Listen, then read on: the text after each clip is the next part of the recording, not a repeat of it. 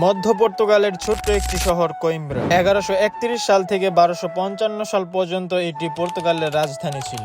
এরপর 55 সালের পরে লিসবনকে পর্তুগালের রাজধানী হিসেবে ঘোষণা করা হয় এবং এই কোইম্ব্রাতে রয়েছে ইউরোপের অন্যতম প্রাচীন বিশ্ববিদ্যালয়, যেটি কোইম্ব্রা শহরকে আরো বিখ্যাত করেছে এবং এখানে 2 লাখের বেশি পুরনো বই সংরক্ষিত আছে। পাশাপাশি এটাকে শিক্ষার্থীদের শহর নামেও বলা হয় এবং পর্তুগালের প্রথম রাজা আফোনসো হেনরিকুস এখানেই বসবাস করতেন। মধ্যযুগে এটি ছিল এক গুরুত্বপূর্ণ রাজনৈতিক ও ধর্মীয় কেন্দ্র।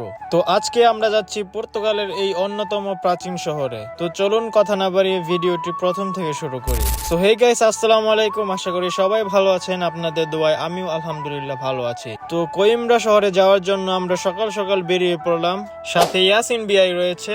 আমাদের এখন মেট্রো দিয়ে বাস স্ট্যান্ড যেতে হবে, বাস স্ট্যান্ড থেকে এরপর আমরা কোইম্ব্রা শহরে যাব। আমাদের মেট্রো চলে আসলো, আমরা মেট্রোতে করে বাস স্ট্যান্ড যাচ্ছিলাম। এরপর বাস স্ট্যান্ডে এসে দেখি আমাদের বাস রেডি। তো এরপর বাসে উঠে গেলাম, আমাদের বাস ছেড়ে দিল। আমাদের প্রায় 3 ঘন্টার একটি বাস জার্নি। এরপর আমরা বাহিরের ভিউ গুলো দেখতে দেখতে কোইম্ব্রা শহরে যাচ্ছিলাম।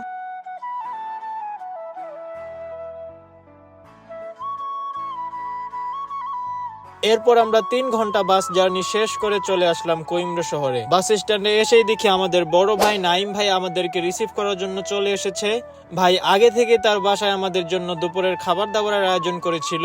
এরপর খাওয়া দাওয়া শেষ করে আমরা বেরিয়ে পড়লাম শহরটাকে ঘুরে দেখার জন্য, কারণ আমাদের হাতে বেশি সময় নেই। সন্ধ্যায় আমাদের রিটার্ন বাস, তো সন্ধ্যার আগে আমরা যতটুকু ঘুরতে পারি আর কি। এরপর ভাইয়ের বাসার নিচে সুন্দর একটি পার্ক ছিল, পার্কটির নাম ফন্তে দা ম্যাঙ্গো। এরপর আমরা হাঁটতে হাঁটতে চলে যাচ্ছিলাম পার্ক দে সান্তা ক্রুজ। খুবই সুন্দর একটি পার্ক। পার্কটির ভেতরে সিঁড়ি দিয়ে উপরে উঠলে খুবই সুন্দর একটি ভিউ পাওয়া যেত। আমাদের যেহেতু বেশি সময় নেই তাই আমরা আর ভিতরে যাইনি, শুধু সামনে থেকে ঘুরে চলে এসেছি।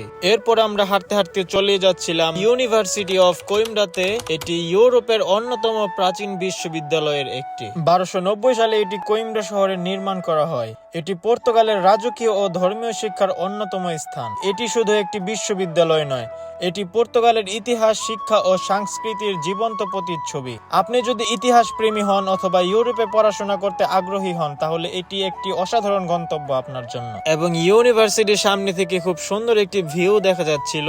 এরপর ইউনিভার্সিটি ঘোরাঘুরি শেষ করে আমরা চলে যাচ্ছিলাম কোইম্ব্রা বোটানিক্যাল গার্ডেনে। আপনি যদি সবুজ প্রেমী হন তাহলে নিঃসন্দেহে এই গার্ডেনটি আপনার জন্য।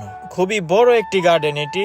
গার্ডেনটির আয়তন প্রায় 1,30,000 বর্গ কিলোমিটার। এরপর হেঁটে হেঁটে আমরা পুরো গার্ডেনটি দেখছিলাম। আসলে গার্ডেনটি এত বড় ছিল, আমরা খুবই টায়ার্ড, কারণ প্রচন্ড রোদের মধ্যে আমরা হাঁটছিলাম, প্রচন্ড গরম ছিল, তাই বেশি হাঁটাহাঁটি না করে আমরা চলে যাচ্ছিলাম অন্য একটি স্থানে। এরপর আমরা হাঁটতে হাঁটতে চলে যাচ্ছিলাম নদীর সাইডে। কোইম্ব্রা শহরের উপর দিয়ে বয়ে চলেছে ছোট্ট একটি নদী, রিও মন্দেগো। নদীটি ছোট হলেও এটি সরাসরি কোইম্ব্রা শহর থেকে মিশে গিয়েছে আটলান্টিক মহাসাগরে এবং এই নদীটির উপরে রয়েছে প্রায় 4টি সেতু। সেতুগুলো দেখতে খুবই আকর্ষণীয়। এরপর নাইম ভাই নদীর পাড়ে বসার জন্য চাদর নিয়ে আসছিল, কোক, পানি এবং চিপস নিয়ে আসছিল বসে বসে খাওয়ার জন্য। মানে এই ফিলিংসটা আপনাদেরকে বলে বোঝানো যাবে না। ঠান্ডা বাতাস আসছিল, প্রচন্ড রোদের মধ্যে গাছের ছায়ার নিচে বসে কোক আর চিপস খাওয়ার মজাটাই আলাদা। এরপর বেশ লম্বা সময় নিয়ে গল্প করার পর আমরা চলে যাচ্ছিলাম অন্য একটি স্থানে। এরপর আমরা হাঁটতে হাঁটতে চলে আসলাম একদম ব্রিজের উপরে। ব্রিজের উপর থেকে ভিউ গুলো জাস্ট অসাধারণ লাগছিল। এখানে আপনি সুইমিংও করতে পারবেন এবং পানিগুলো খুব ক্লিন ছিল, দেখে মনে হচ্ছিল যেন গোসল করি, বাট জামা কাপড় যেহেতু আনিনি তাই আর গোসল করা হলো না। আজকের পুরো জার্নিটায় বিশেষ করে ধন্যবাদ নাইম ভাইকে, কারণ তার কারণে আমরা এত সুন্দর সুন্দর জায়গা ঘুরতে পেরেছি। এবং ধন্যবাদ ইউসুফ ভাই এবং সাইদ ভাইকে আমাদেরকে সময় দেওয়ার জন্য। বিদেশের বাড়িতে এলাকার মানুষজন দেখলে ভালোই লাগে, তো ভাইদের সাথে দেখা হয়ে খুবই ভালো লাগলো। তো এরপর আর কি আমরা চলে যাচ্ছিলাম, আমাদের বাসের সময় হয়ে যাচ্ছিল। তো এরপর হাঁটতে হাঁটতে আমরা গল্প করতে করতে বাস স্ট্যান্ডে চলে যাচ্ছিলাম। তো এরপর বাস স্ট্যান্ডে এসে দেখি আমাদের বাস রেডি। তো ভাইকে বিদায় দিয়ে আমরা চলে যাচ্ছিলাম আমাদের গন্তব্যে। খুবই সুন্দর একটি দিন কাটলো আমাদের এই কোইম্ব্রা শহরে। তো এই তো ভিডিওটা ছিল এই পর্যন্তই। ভালো লাগলে লাইক, কমেন্ট, শেয়ার করে দেন। সবাই ভালো থাকবেন। আল্লাহ হাফেজ।